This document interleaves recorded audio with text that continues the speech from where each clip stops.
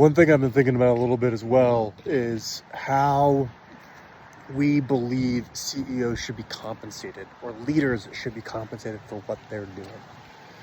If you are running a company or just call it a group of people, what is your real value add and how are you differentiated? And for me personally, the way that I look at any CEO's job that is running a small business that's trying to scale is you should be thinking about getting paid for scaling and creating incentive systems that are perfectly aligned to that for yourself. When you open your first store and it's going great and you have it fully set up so it can run without you there for 99.9% of things, that deserves a recognition and you deserve to get paid for that. However, you deserve to get paid for that once. You don't deserve to get paid for that for the next 15 years and taking $200,000 a year off that location. You probably earned your $200,000 for that one location, but now go on to the next one. Earn another $200,000, open your next location, expand that way. And yeah, sure, still take a little bit of a dividend. Let's say maybe it's $10,000, $15,000 from that first one. And the second one's gonna pay you your $200,000 a year from then. And then guess what? That one's done. So you're on to your next one, your third. That's gonna be now generating you another $200,000. And now you have two $10,000 dividends that you can now put in your bank and save.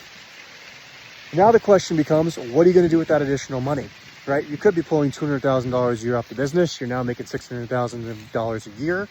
You look like a wildly successful CEO. You live in a $4 million house, Or more importantly, you could think about your people.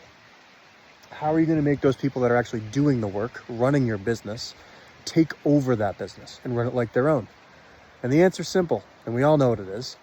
It's pay the people like you would want to be paid yourself. Pay those leaders who are taking care of that, the proportion of that revenue that they deserve to be making. And that's so wildly important and I think underestimated. And your growth actually starts stemming from those people who are running those individual businesses wanting to grow themselves.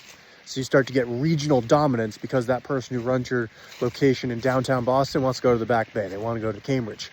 And guess what? Your person in New Hampshire wants to expand out in markets.